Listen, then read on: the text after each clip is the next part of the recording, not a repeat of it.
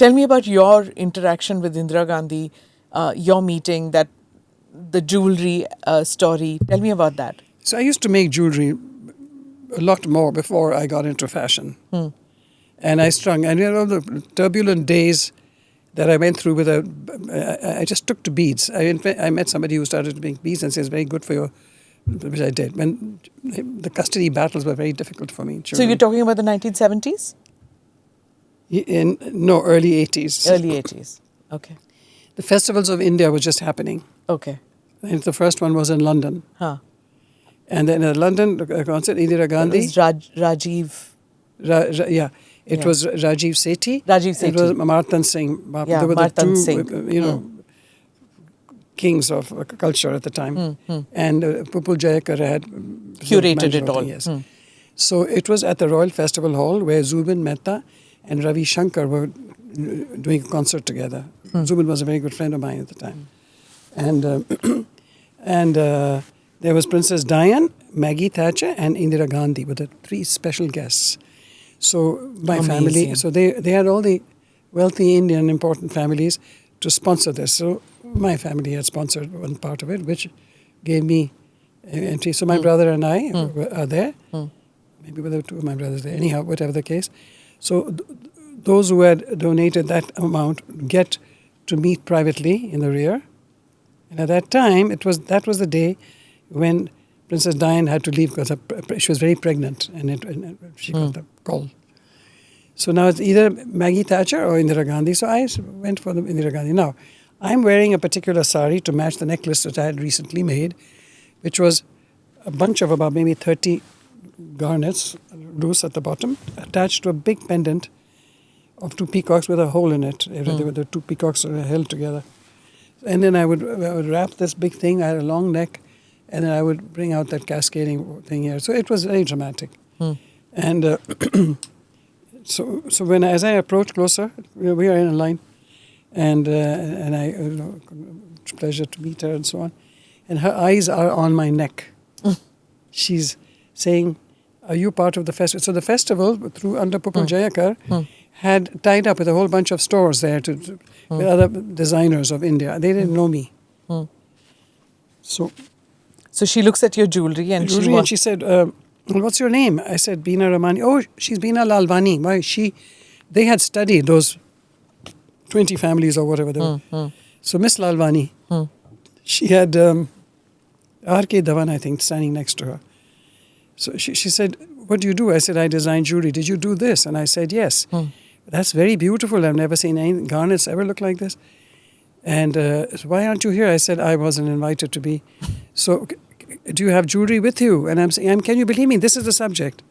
So then I'm saying, I do, but I'm leaving for New York tomorrow morning because I have samples. I sell them there. So she says to him, can you, whatever. She asks him, can we fit her into an appointment? What time are you leaving? All of this. I was to go to the airport at 1 o'clock. She manages to get me to change plans, and she invites me to the Claridge's Hotel. And he's telling her, no, ma'am, we have your book is being launched, and BBC is coming at 9:30. He said, but delay them. She'll just come for a short while. He said, thank you, really appreciate this. You'll come in the morning? I said, I will. It's such a pleasure. I know that. So she wanted to gift one of the pieces to Sonia Gandhi? No, not then. That was later? Then she called me to her home when I came back to India. And I brought something for Sonia Gandhi myself. And then she tried to call. It was afternoon. And I guess she was napping or sleeping, and she wouldn't pick up the phone. I loved it when she said, these servants. I said, this is like us householders. You have the same servant problem? She said, yes. She's sleeping probably, and they're also sleeping. They should be answering the phone just now.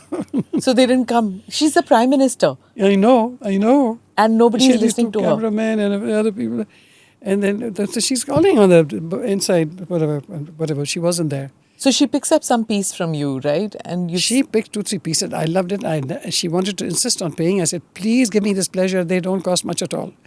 So she said to me, I've seen your jewelry. Now she saw it. She saw it once in her hotel room. And she took 2 or 3, and she was there like a little girl. This is what happened. She was like any of us trying on a new piece of thing where we want to wear somewhere, Huh. and we're asking girlfriends, what do you think of this or the other? So she goes to the mirror in the big, huge drawing room of the Claridge suite and looks at it. How does this look? It's a it's an amethyst piece. I said, very nice on you. Then she has picked another one, so she's trying that too. I said, gosh, they both look so good on you. I think you're made for a semi-precious jewelry. She said, I only wear semi-precious. What I love the most is amber, but you don't have amber. Amber is the color you're wearing right now. Yeah. But I've seen her wearing a necklace of amber. She loves amber, but I didn't have. Ah, okay. Then I go back to Delhi. So anyhow, then Pupul comes over and she says to her, what do you think of these necklaces? Pupul did not like me for some reason. Huh. She had seen me the night before. I don't know why she didn't take me. Also, she didn't like that Madam has made her own choice of seeing a designer directly. I'm guessing. It was ego things. I'm guessing. I don't know. But she wanted to be hostile. the gatekeeper. Yeah. Namaste, Jai Hind. You're watching ANI podcast with Smita Prakash. अगर हम उसको मस्जिद कहेंगे तो फिर विवाद होगा। The issue is टूटा है क्या भारत? 400 पार का मतलब ये है कि संविधान खतरे में है। क्या हम लोग ये निर्देश देते हैं कि फला को गिरफ्तार करके जेल डाल दें? वही तो कह रहे हैं सब। ये बेबुनियाद निराधार आरोप। सच्चा सुनना चाहो देखो स्मिता प्रकाश ANI, it does not lie.